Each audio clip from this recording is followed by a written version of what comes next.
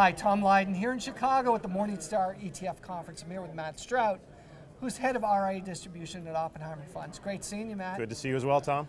Oppenheimer ETFs are really known for a certain factor strategy, their revenue-weighted strategy. Talk a little bit about that, and then we want to talk about utilizing this factor overseas. Yeah, absolutely. Thanks, and thanks for having me. So yeah, a couple of years ago, we were fortunate enough to make an acquisition of a firm that had been called Revenue Shares, and so revenue is sort of the fundamental weighting. Leads you to a value-oriented factor, leads you to a little bit of a size-oriented factor. It's been a great run. We acquired the domestic strategies, but then, like you said, we've been fortunate enough to launch into the international, global, and emerging markets arenas, areas where OppenheimerFunds has a long history, a long heritage. Yeah, so building those indices on that same premise, the same factor, but really when you look at valuations today, especially in not just overseas developed, but emerging markets, there's a ton of opportunity. Ton of opportunity. Thankfully, advisors are finding that opportunity. They're speaking with their dollars, their client dollars. Yeah. We were, in that regard, really fortunate and fortuitous in the timing of the launch of these strategies. The early results are positive. Great.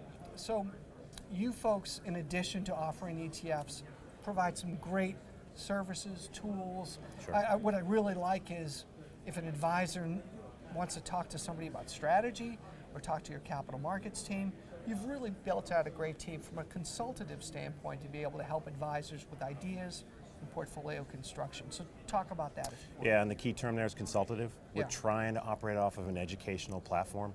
You know, advisors are somewhat inundated with all sorts of new strategies and different ideas wrapped in different vehicles that they may not have a lot of history in utilizing. So it's incumbent upon us to, in educational, consultative fashion, Yeah. ensure that they understand what we have to offer, but do so within a sort of portfolio construction, implementation, asset allocation framework, so that they can make sense of not only the why to potentially consider a revenue-weighted strategy, for example, but when, where, how should I implement, where should I implement, how will that pair well in different market environments with the strategies I'm currently using. So operating from that framework has been truly successful for us. In talking with advisors, what's their biggest concern today, would you say?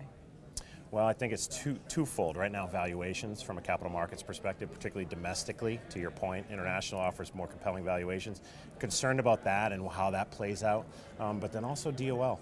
Yeah. You know, from a non-investment standpoint, DOL, the uncertainty and what's going on in Washington, how that may or may not get implemented. Yeah. A lot of the sort of intentions of DOL, whether it comes to fruition or not, have already been sort of baked in and worked in. A lot of positives, but a lot of uncertainty as well. So advisors have to plan for it, and they're already making moves? Advisors, asset managers, the entire industry has to plan Yeah. for it.